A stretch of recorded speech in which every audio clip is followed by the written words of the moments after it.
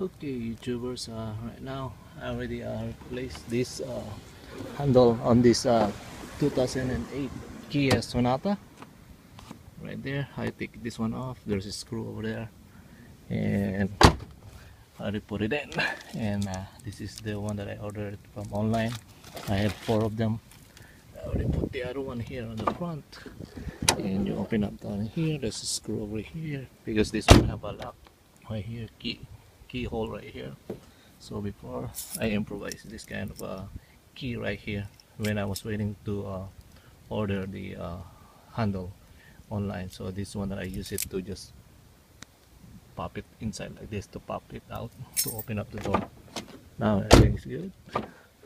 So I still need to replace those two on the other side. So this is a Hyundai Sonata 2008. I'm replacing the door handle. It was broken already, so I need to put a new one. So right now I'm gonna put it back, everything out here. This is a cover. You just cover the thing up. Okay, everything is okay now. Good. Bye bye for this key. That's an improvised key that I have. Okay. Alright, thank you for watching again. This is Jack of all trade. Thank you. Bye bye.